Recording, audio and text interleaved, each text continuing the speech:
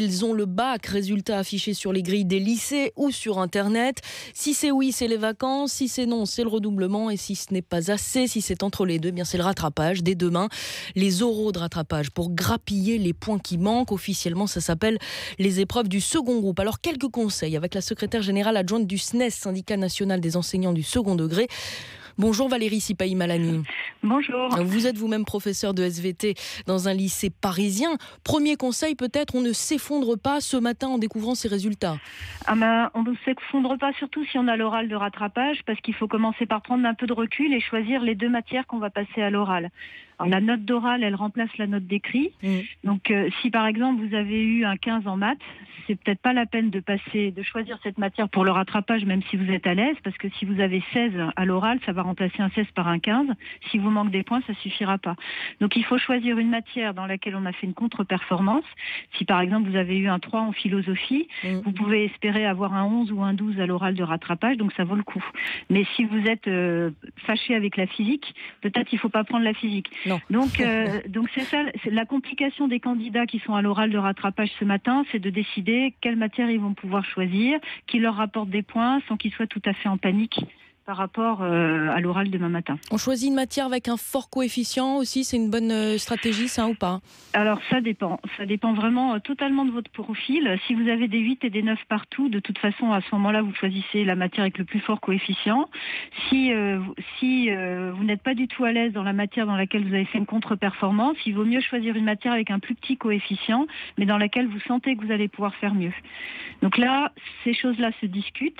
Elles se discutent en général avec les professeurs qui sont là au moment des résultats et puis qui prennent un peu de recul avec leurs élèves. Les professeurs aussi du lycée dans lequel on va chercher ces résultats sont là et ils peuvent aider à choisir au vu des notes. On ne peut pas décider d'avance. Il faut vraiment regarder de très près les notes et établir une stratégie. Et comme les oraux commencent demain pour certains ou dans quelques jours, ça va arriver très vite. C'est demain. Ouais. En général, ça dure un jour, les oraux, parfois deux. En général, les lycées, parce qu'il n'y a pas tant de candidats comme ça, que ça qui passent l'oral.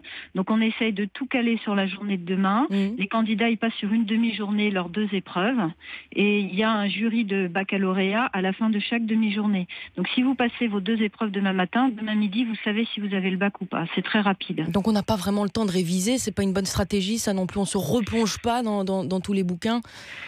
Ça, c'est personnel. Si ça peut vous aider à vous détendre, moi je vous conseille de réviser, quand même essayer de dormir un peu, mais souvent c'est difficile. Donc il faut faire au mieux pour se sentir préparé demain matin. Et il n'y a pas de, là encore, il n'y a pas de conseil général. Le plus souvent, ceux de nos élèves qui sentent qu'ils pourraient avoir à passer l'oral, ils ont continué à réviser après les épreuves écrites. Donc ils sont pas complètement dépourvus. Maintenant, on a toujours besoin de réviser ceci ou cela l'après-midi qui précède. Donc ça, il faut faire comme on le sent. C'est plus pour se rassurer. On demande de l'aide à des camarades, à des profs aussi, pour ces dernières heures. Oui, à des camarades, des profs, des relations, on regarde sur Internet. Ce qu'il faut surtout savoir, c'est que à l'oral, les profs, ils sont vraiment bienveillants. Ils cherchent pas du tout à mettre les candidats en difficulté. Donc il faut, quand on arrive, même si on est très stressé, il faut se dire qu'il faut prendre le temps de réfléchir et il faut être à l'écoute de l'examinateur. Et on a 20 minutes de préparation, c'est ça? Oui, ça peut dépendre un peu des matières. 20 minutes de préparation, 20 minutes de passation, mais surtout l'examinateur va donner des petits coups de pouce. Il va essayer de faire sortir le meilleur de ce que le candidat peut donner.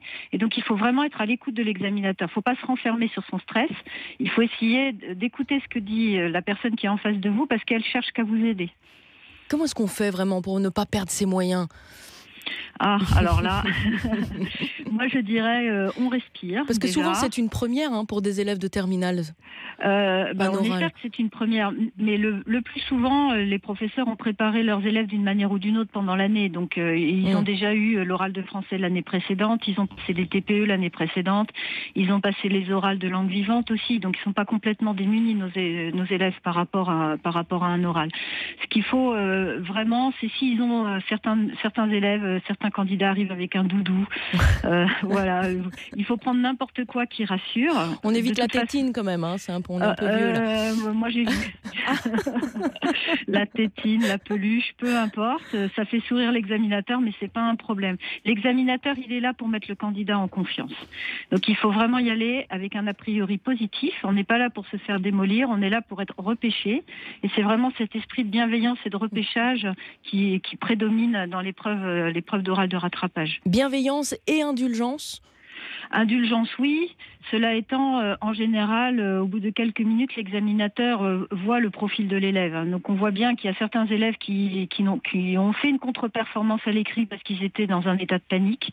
Et tout est là, il n'y a pas de problème. Et puis on voit d'autres élèves qui ont fait une contre-performance parce qu'ils n'ont pas les connaissances requises. Et là, ça va quand même être difficile de sauver les meubles. Bon, on va être rassurant. En général, ça se passe bien. C'est les 2/3 des élèves qui vont au rattrapage et qui finissent par l'avoir. Exactement.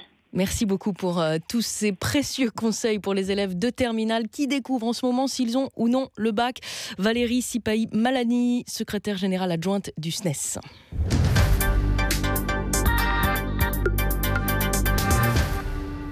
La bourse de